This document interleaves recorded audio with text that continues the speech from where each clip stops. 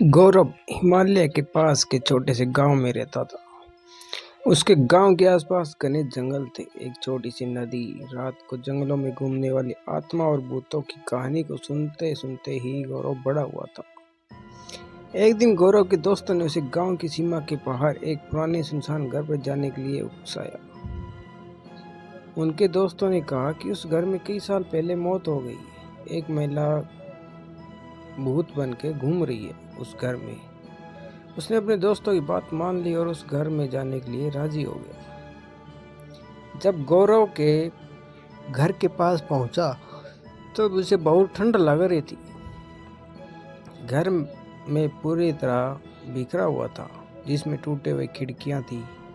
एक दरवाजा था, खोलने पर जोर से आवाज करता था। गौरव सावधानी से दरवाजा खोला और घर में दाखिल हुआ। घर के अंदर का माहौल बाहर के माहौल से भी बहुत ही भयानक था। छत से जाले लटक रहे थे और हर कदम पर कुछ न कुछ सामान बिखरा हुआ था। अचानक गौरव को ऊपर एक आवाज सुनाई दी। उसे लगा कि आसपास कोई चल रहा है। गौरव हिम्मत करके ऊपर की ओर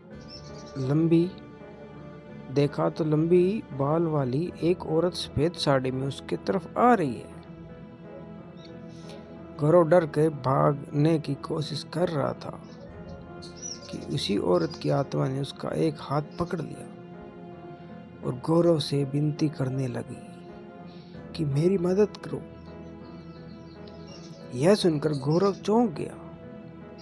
उस औरत ने कहा कि वह घरेलू हिंसा का शिकार हुई है और उसके पति ने उसकी हत्या करके इसी जंगल में दफना दिया है और तब से उसकी आत्मा इस घर में कैद हो गई है। यह सुनकर गौरव ने उसकी आत्मा की मदद करने को सोचा और उसे वादा किया कि वह उसे मुक्ति दिलाकर ही रहेगा। गौरव अपनी दोस्तों की मदद से उस आत्मा की शरीर को ढूंढता है, जो कि उसे एक पेड़ के नीचे मिलता है। फिर गौरव पुलिस को ये सूचना देता है और पुलिस उस आत्मा के पति को गिरफ्तार करता है और कोर्ट उसे आजीवन कारावास की सजा सुना देता है। गौरव एक पंडित को लेकर उस घर में जाता है और पूजा पाठ करवाता है। इससे उस आत्मा को उस घर से मुक्ति मिल जाती है और वह गौरव का धन्यवाद करती है। गाँव वाले सभी गौरव के इस कारनामा से बहुत ही खुश हुए और उसे इनाम भी देते हैं।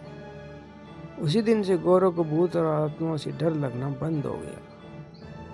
दोस्तों, यह थी कहानी। कैसी लगी कमेंट में ज़रूर बताएं। वीडियो को लाइक शेयर और चैनल को प्लीज़ सब्सक्राइब करें। धन्यवाद।